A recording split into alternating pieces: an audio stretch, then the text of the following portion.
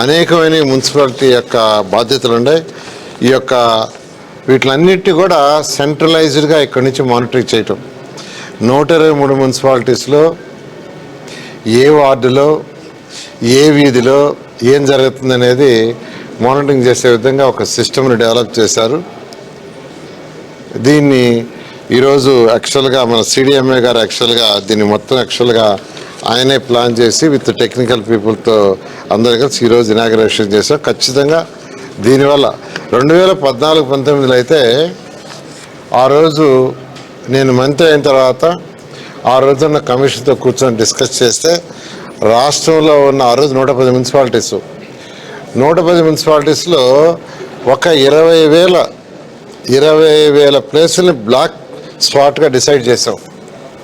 Black spots అంటే రోజు ఎక్కువగా చెత్త తీసుకొచ్చేయటం, క్లీన్ కానివి, హోటల్స్ ఉండే దగ్గర, హాస్పిటల్స్ ఉండే దగ్గర, మార్కెట్ ప్లేస్లో, అటువంటి 110 మున్సిపాలిటీస్లో 20,000 మేము టార్గెట్ పెట్టుకున్నామంటే ఈ బ్లాక్ స్పాట్స్ అన్నిటి గ్రీన్ స్పాట్స్గా మార్చాలంటే మోర్ ఫోకస్ ఆన్ దట్.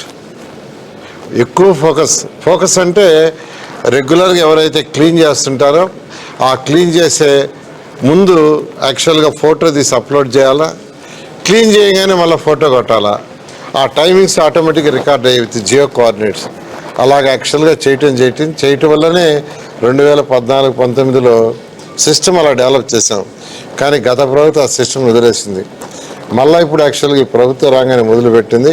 ఈరోజు ఖచ్చితంగా ఈ కమాండ్ కంట్రోల్ ద్వారా ఇక్కడ సెంట్రలైజ్డ్గా 123 మున్సిపాలిటీలో ఉన్న కమిషనర్స్తో రెగ్యులర్గా మానిటరింగ్ చేస్తూ ప్రజల సేవ ఏదైతే పురమిత్ర ద్వారా వచ్చే కంప్లైంట్స్ కావచ్చు, రియల్ గవర్నెన్స్ చేస్తున్నారు, వీటన్నిటి కూడా ఇక్కడ తెప్పించుకొని ఎంత పర్సెంటేజ్ క్లియర్ అయినాయి, ఎందుకు కావట్లేదు, కానీ దానికి కారణాలు ఏంది, అవసరమైతే ఫిజికల్గా అధికారులు ఆడికి పోయి విజిట్ చేసి అక్కడున్న సమస్యలు సాల్వ్ చేసే విధంగా ఈ కమాండ్ కంట్రోల్ రూమ్ యాక్చువల్గా ప్రజలకు ఉపయోగపడబోతుంది. Okay, thank you.